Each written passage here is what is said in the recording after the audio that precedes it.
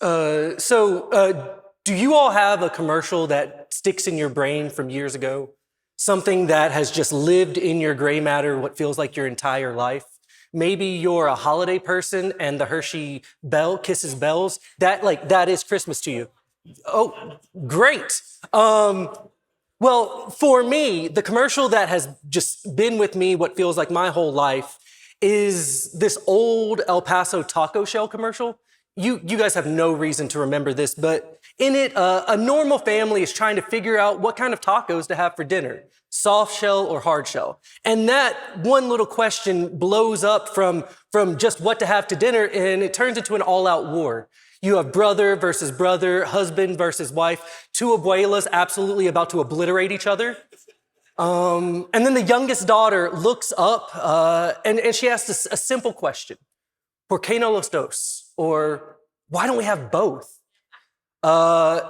This little girl is instantly a hero. She's hoisted onto her father's shoulders. The whole family cheers. They throw a parade through the city. And I've never been more jealous of a little girl. Because not only did she ask the question that I have been asking my whole life, she got celebrated for it. Why don't we do both? I have been asking that constantly. I am a black and white, and growing up in the South, that is an interesting dynamic because I very quickly learned going into, I guess, middle school that we live in a this or that world. You are either here or there. You are either rich or poor, black or white, gifted or regular. I learned that last one in third grade when teachers started pulling me out of my normal classes and letting me attend the gifted classes. Now, this was awesome. This is the greatest thing to ever happen to me. Suddenly, I enjoyed school again. But I also went from being one of a few kids of color to suddenly being the only brown kid in my classes.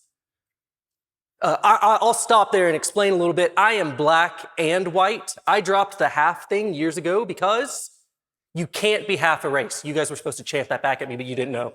You can't be half a race. I don't know if anyone ever told you this. Let me be the first. You can't. You don't mix white paint and black paint and call it half white paint or half black paint. No, it has its own identity, its own thing. It is a new creation. While being made up of what came before, it is its own thing, right?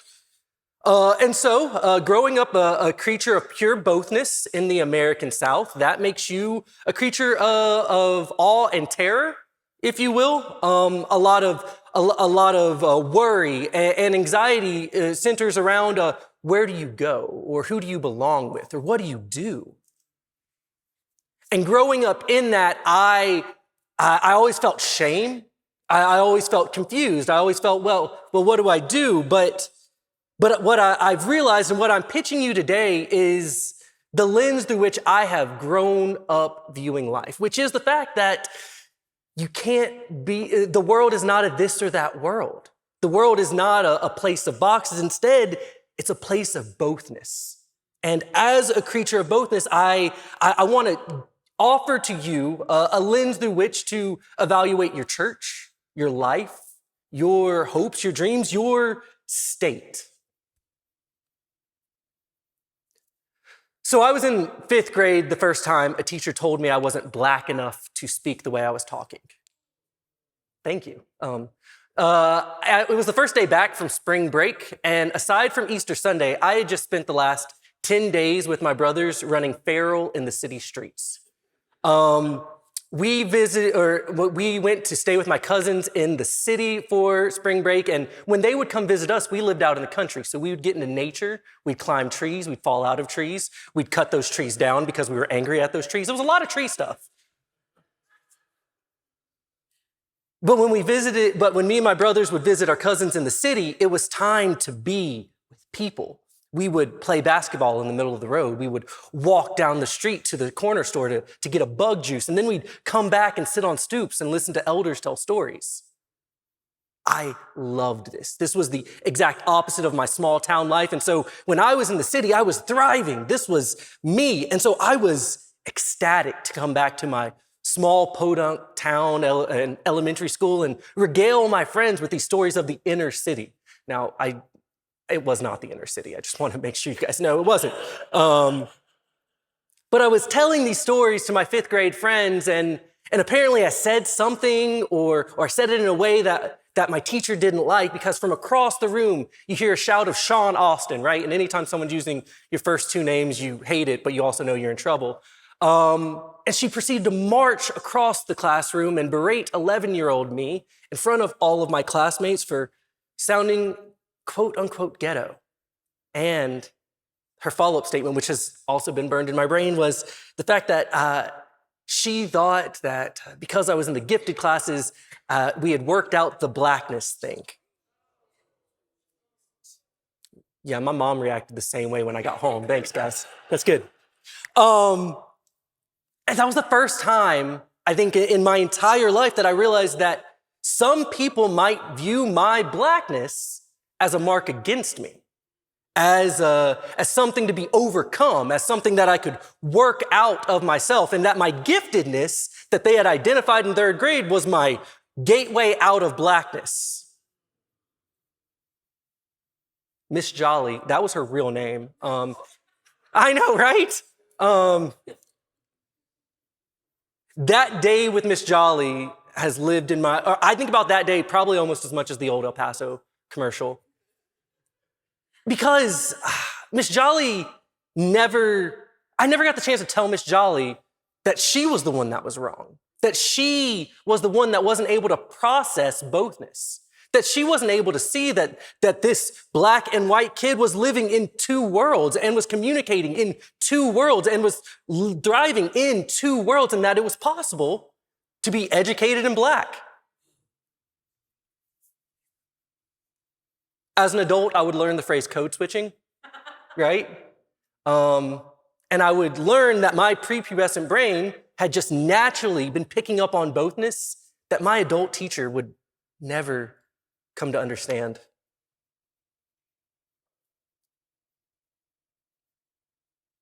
The only place I have felt more middleness than at school was at home. Like I said, I was raised a middle child. I have an older and a younger brother, but I didn't get those until my mom remarried when I was 10 or 11. I loved it.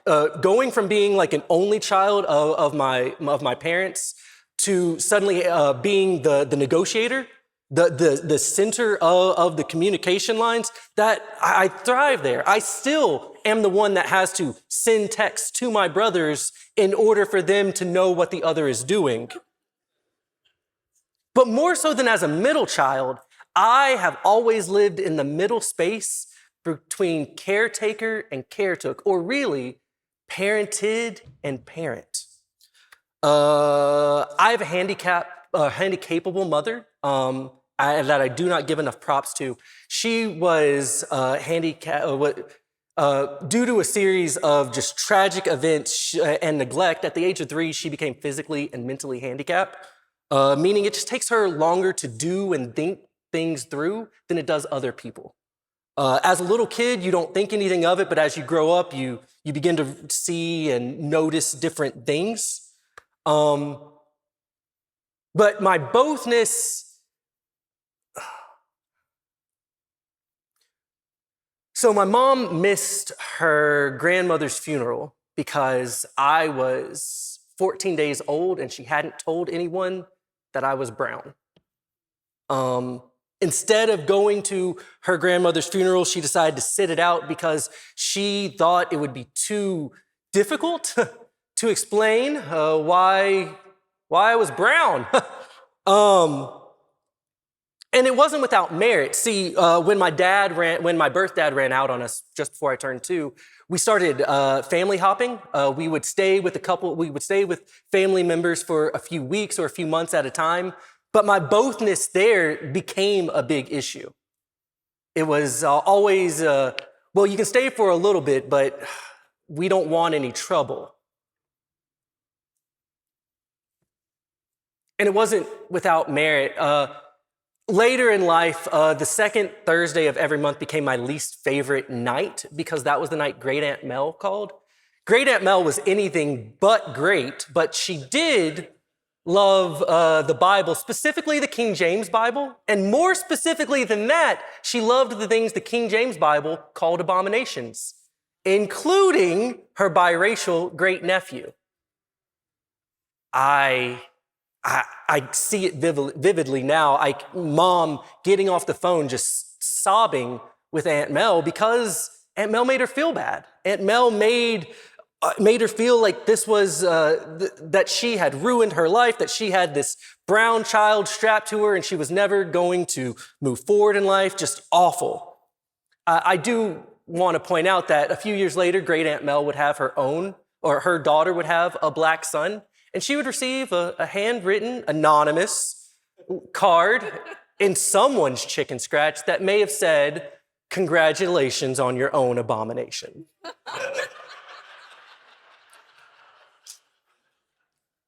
No comment. Either way, that cemented in my head the fact that I was Mom's defender. This was a woman who, she could do it all on her own, sure, but I had a duty, I had a responsibility as her son to take care. It was probably about 12 that I stopped feeling like her son, started feeling like a caretaker, helping moms with this or that. And when it came time to go off to college, there was so much bitterness in me because I hadn't felt like Regina's son in years. And here I was, away at college, listening to my friends complain about their moms calling them on a random Tuesday to say, "I love you," or sending a care package that had all their favorite things. And I was bitter because I didn't have that. I was calling and checking in at home to make sure my mom was taking her meds.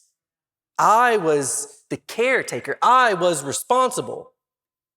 But when I began to look at my relationship with my mother with the same eyes of bothness that I had viewed my race, Mom and I began to see that we were telling the same story from two different spaces. She would tell her friends and family just how good Austin was at being there for her, but she always felt like a burden. And I would tell my friends how much I loved being able to be there for my mom, but how I didn't feel like a son. When we had the conversation, what we began to realize is the truth lied in that bothness, that we were both caretaker and caretook. I don't think that's the right word. I'm living with it. Moms and I are in a good place now. She's able to tell me her needs, and I'm able to tell her when I need space. But it wasn't until we agreed and talked and saw our lives through the lenses of bothness that we were able to see just where we truly lied. Last rhetorical question, I promise. Do you guys think about how many biracial people existed during and coming out of slavery? I think about it every single day. One of the most common literary tropes of the 19th century was this concept of the tragic mulatto. Oh yeah, y'all are gonna like this. So the tragic mulatto was always a woman, was always, and was the terrible product of interracial relationships. Always adrift in this world, never known where to be placed. The tragic mulatto was an obstacle for white culture. Unlike their black counterpart, the magical Negro, right, which is a character that always helps the white protagonist, the tragic mulatto was a hindrance, something to be worked around, something because they didn't know their place. They were lost in this world, always depressed. They were usually flinging themselves off cliffs. Tragic mulatto. It's another one of those phrases or things that I think or say every day because I understand. I understand how from the outside looking in, it would look like being a person in the middle would be a place of loss, a place of not knowing where to belong. But I have always felt deeply planted in that middle.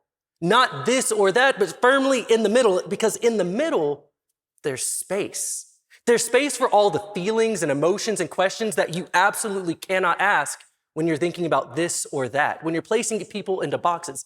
In the middle, in the bothness, there's room. There's room to think, to ask, to sit. I've always hated talk about people finding middle ground. I think it's just a dumb concept because I think the middle ground is simply existing. We exist in the same time and place as each other. We are in the middle ground. There's no finding it. We're already here. And when you open your eyes to that middleness, you start listening more, you start understanding more, you start accepting more. And so what I'm pitching you today may sound like 88% of all religions ever created, right? Duality, you have to have both. And I'm not inventing anything here. What I'm simply saying is that when you change lenses from the lenses of your boxes, of this or that, and move to a place of bothness, of seeing people in wholeness, you tell better stories. You tell truer stories. You tell more of yourself and you listen to people tell more of themselves. So my pitch to you today, my ask you today is think about that time you were told to choose, that you had to be this or that or whatever it is, whatever it was that limited you the first time, and undo that. Take a moment to think about how that moment would be changed by accepting both, by not choosing and instead saying, I'm going to be a person of bothness. When you start to do that, you change your perception, you change your life. My hope today is that you will take time, you will take space to look at your life through the lenses of bothness. Thank you.